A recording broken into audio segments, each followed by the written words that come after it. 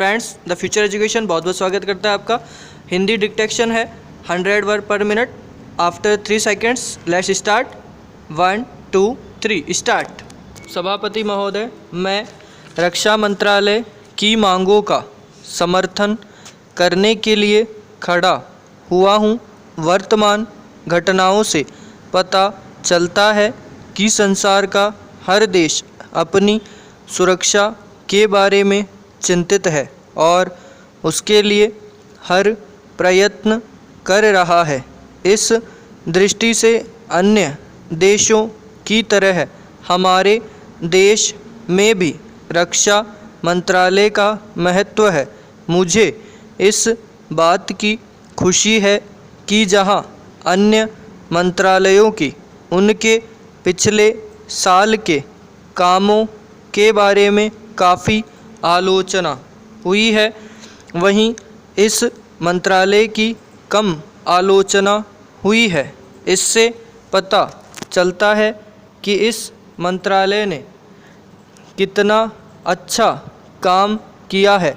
मोटे तौर पर किसी भी देश की सुरक्षा नीति का लक्ष्य यह होता है कि दूसरे देशों, खास तौर से पड़ोसी देशों के साथ मित्रता के संबंध स्थापित हो और हम एक दूसरे के मामलों में हस्तक्षेप न करें।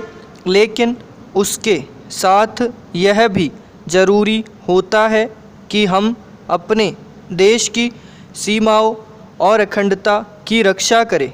इसलिए हमारे देश का यह कर्तव्य हो जाता है कि हम अपने पड़ोसियों के कार्यों पर पूरी नज़र रखें, क्योंकि आज तक हमारे देश पर जो संकट आए वे हमारे पड़ोसियों से आए हैं।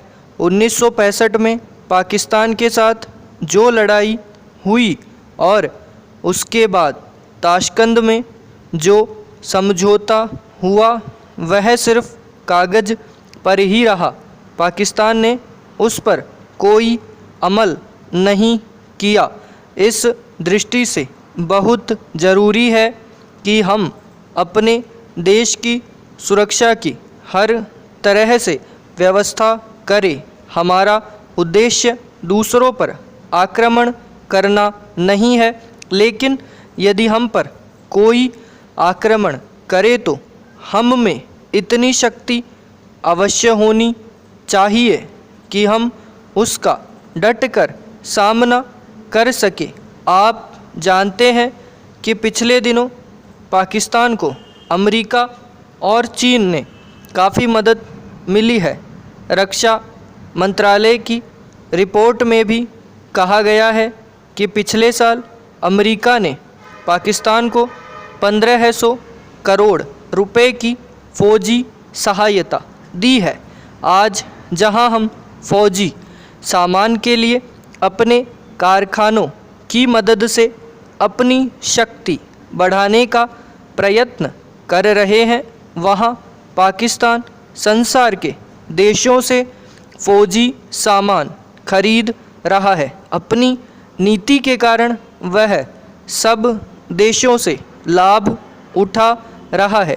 मेरा सुझाव है कि हमको भी अपनी शक्ति बढ़ाने के लिए संसार के अन्य देशों से रक्षा संबंधी फ़ौजी सामान खरीदना चाहिए।